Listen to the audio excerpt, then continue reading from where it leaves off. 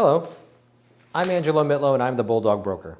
And this is a series we call Lessons from the Bulldog. In today's lesson, we're going to discuss commercial leasing. So commercial leasing can be very tricky if you're not prepared.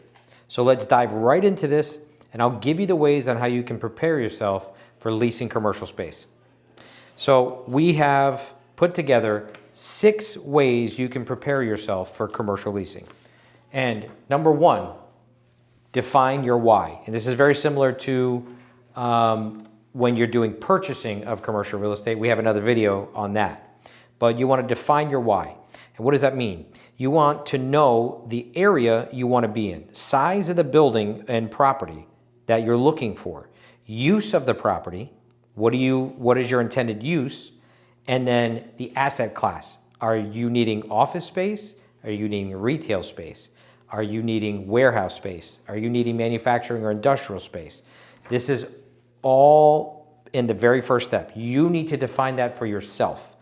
And why I say asset class is because there are different business uses or different business types that can fit in multiple different spaces.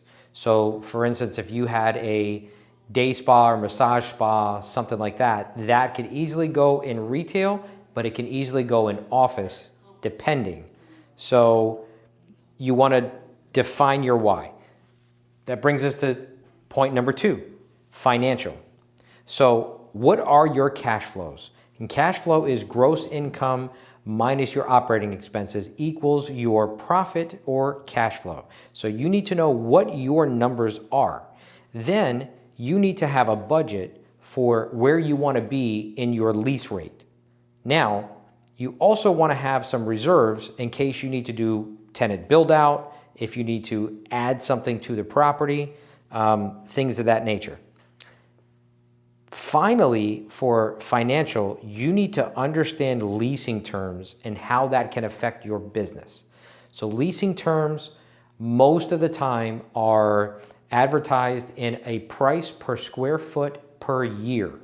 So there's a way to break that down, and you basically take the size of the building and you multiply that by the multiplier, which is the annual rate per square foot, and then you divide that by numbers of months of the year.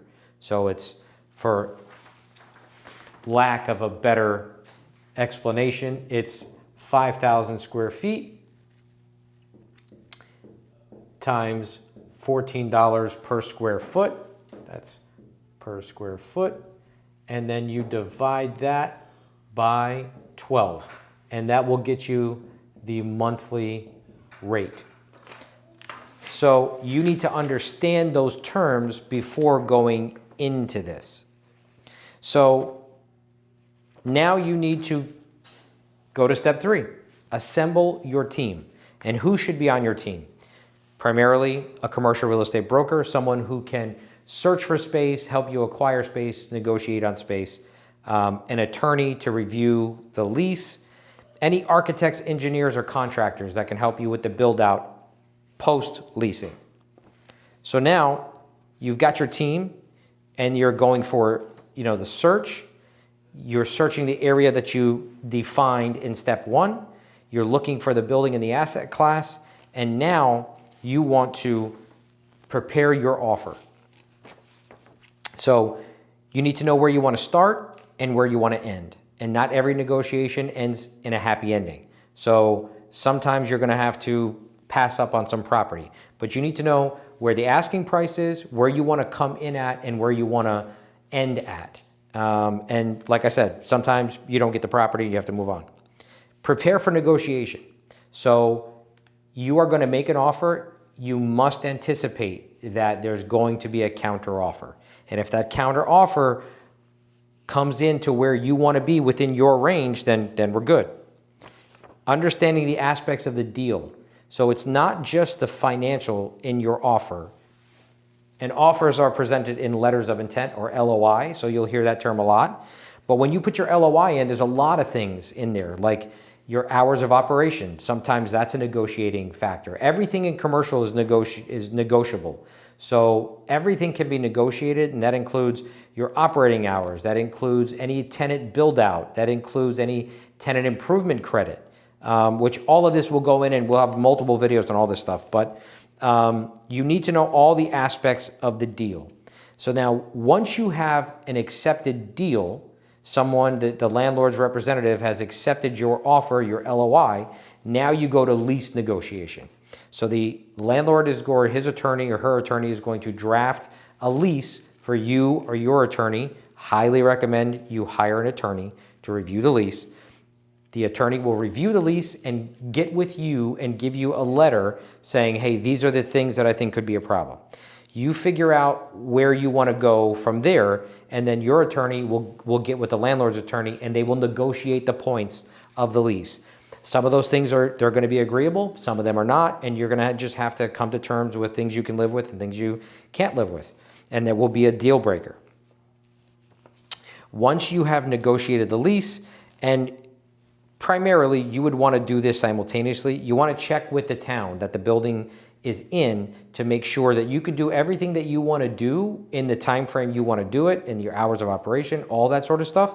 You want to make sure that that's happening and that's acceptable. Sometimes towns have a zoning permit that every tenant is going to require to get. Sometimes it's a new tenant certification. It all depends on what town the building is in, but you want to do that while you're in the negotiating of the lease. After the lease has been negotiated, sometimes, not often, 9 out of 10, you would want to go for a final inspection before the lease is signed, just to make sure there's something, not anything underlying that you didn't catch in, the sparkly phase. You're looking at the space and, you're not thinking of everything in general. So you would want to have maybe a contractor come with you and take a look at the space before you go ahead and sign your name on the dotted line. So now you've gone through lease negotiation, and now it comes down to closing. Closing is a lot different than a transactional closing, a purchase closing, but still the same thing. You're sitting in an office. It's probably the landlord's office. You're going to take a look at the lease, make sure that all the comments are in, all of the changes that were supposed to be made were made. You're going to go ahead and sign the lease.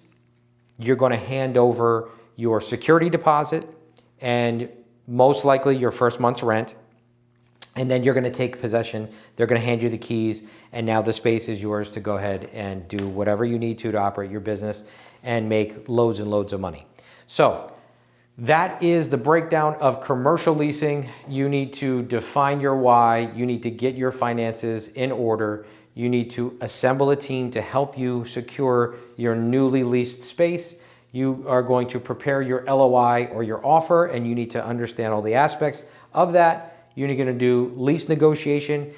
That can be done by you, the tenant, although I do recommend you hiring an attorney to do the lease negotiation for you. And then you go to the lease closing, where you're going to sign the lease and accept your keys. So that is the breakdown for commercial leasing.